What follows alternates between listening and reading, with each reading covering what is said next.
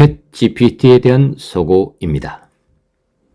생성형 인공지능 들어보셨죠?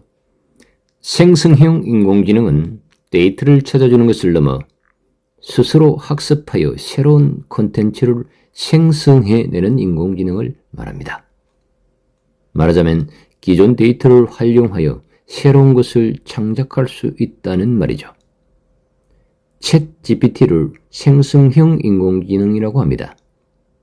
저는 처음에 단순히 정보를 찾아주겠거니 했지만 이것을 사용해보고 놀라움을 금치 못했습니다. 왜냐하면 내가 생각한 것보다 훨씬 더 똑똑하다는 것입니다. 챗GPT에게 질문하는 것을 프롬프트라고 합니다. 이놈이 어떤 것인가 시험 삼아 몇 가지 질문을 해보았습니다. 그런데 그놈은 이런 것이 있다고 찾아주는 것이 아니라 자기는 이렇게 알고 있다고 정리를 해서 보여주는 것입니다. 누가 이런 말을 했다가 아니라 나는 이렇게 생각한다 라고 말하고 있는 것이죠. 정말 놀랍지 않습니까? 예컨대 이런 질문을 해봤습니다. 늙지 않으려면 어떻게 해야 하나요? 그러자 그놈은 크게 세 가지, 즉 신체적 관리, 정신적 관리, 생활습관의 개선으로 나누어 쭉 설명을 합니다. 신체적 관리에서는 먼저 건강한 식습관이 중요하다며 채소, 과일, 견과류, 생선 등을 많이 먹고 가공식품과 설탕의 섭취를 줄여야 하고 또 운동과 수면, 피부관리 등 구체적이면서 일목요연하게 설명을 합니다. 정신적 관리, 생활습관의 개선도 마찬가지입니다. 물론 많은 부분 아는 내용이기도 하지만 이렇게 잘 정리하기는 쉽지 않지요. 사실 저는 깜짝 놀랐습니다. 어떻게 이렇게 잘 정리를 해놓을 수 있는 것인가? 그것도 몇 초 만에 바로 단숨에 말입니다. 이번에는 귀여운 토끼 이미지를 하나 찾아달라고 했습니다.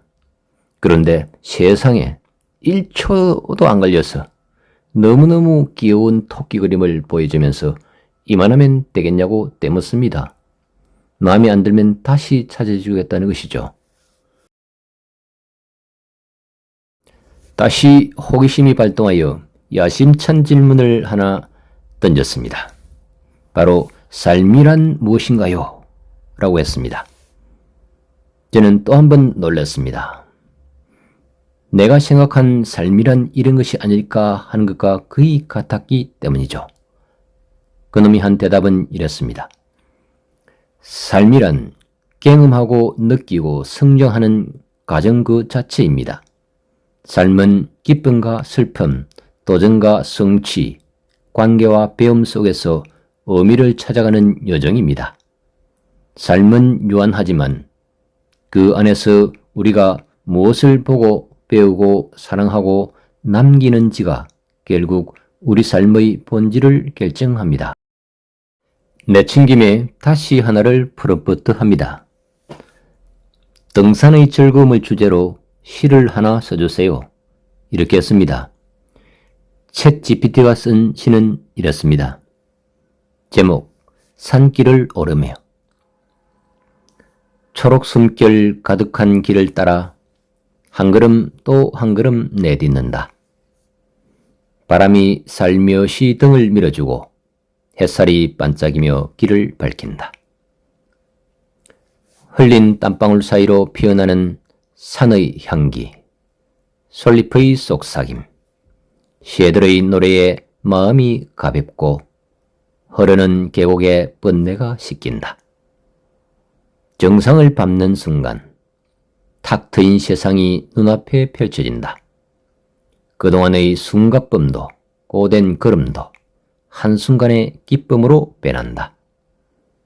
내려오는 길엔 또 다른 즐거움, 한층 더 단단해진 나를 안고 산은 말없이 미소 짓는다.